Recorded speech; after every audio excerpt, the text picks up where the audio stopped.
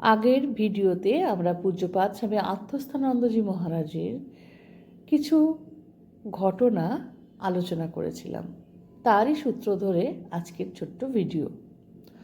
মঠে নতুন কেউ সাধু এলে তিনি অর্থাৎ মহারাজজি তাদের সঙ্গে নিত্য মিলিত হতেন এবং তাদের সাধু জীবন গঠনে নানা উপদেশ ও পরামর্শ দিতেন, যাতে তারা পরবর্তী জীবনে ঠিক ঠিক সাধু জীবন যাপন করতে পারে।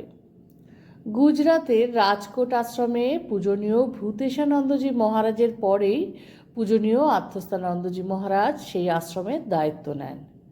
তার সুষ্ঠু পরিচালনায় রামকৃষ্ণ বিবেকানন্দ ভাবপ্রচারের মাধ্যম হিসাবে আশ্রমটি সমগ্র সৌরাষ্ট্রে এক বিশেষ মর্যাদার আসনে প্রতিষ্ঠিত হয়।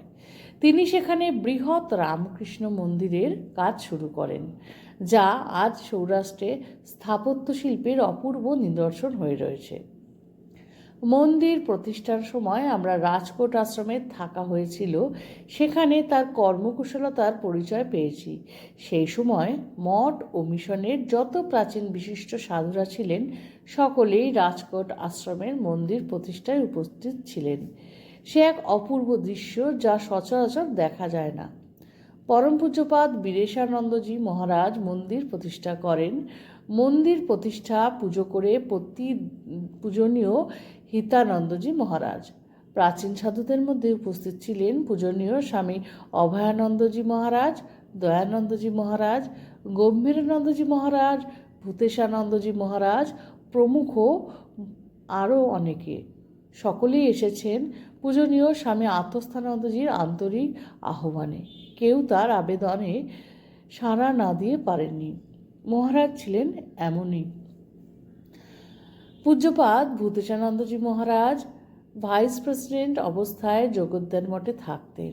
একদিন হঠাৎ পূজনীয় আত্মস্থানন্দজি ফোন করে জানালেন জগদ্দান মঠের ট্রাস্টে মিটিং হবে। আমরা তো অবাক, তা আবার হয় নাকি? তাই হলো। স্বামী বন্দনানন্দজি তখন জেনারেল সেক্রেটারি। সবাই এলেন, যথা নিয়মে মিটিং হলো। দুপুরে বেশ ভালো খাওয়া দাওয়া হয়েছিল। আমাদের মহারাজজি ছিলেন এরকমই, যিনি যে কাজটা করতেন তার ঠিক সঠিকভাবে নিয়মানুবর্তিতায় এবং তার আন্তরিকতায়, তার ভালোবাসায় সবাই এক আহ্বানে সাড়া দিতেন। মহারাজজিকে আমরা গত ভিডিও কিছুটা জেনেছি, আজকেরও আরও কিছু জানলাম। এইভাবে প্রতিটা পদক্ষেপে আমরা মহারাজজি তথা ঠাকুর মা স্বামীজির শেখানো সমস্ত কিছু আস্তে আস্তে জানতে পারছি, মহারাজজির সমস্ত জীবনবলী বা ঘটনাবলী থেকে। আশা করি সকলের ভিডিওটা ভালো লেগেছে। ভালো লাগলে সঙ্গে থাকবেন। শ্রী ঠাকুর মা স্বামীজি, আমার গুরু মহারাজ এবং অন্যান্য মহারাজদের চরণে শতকোটি প্রণাম।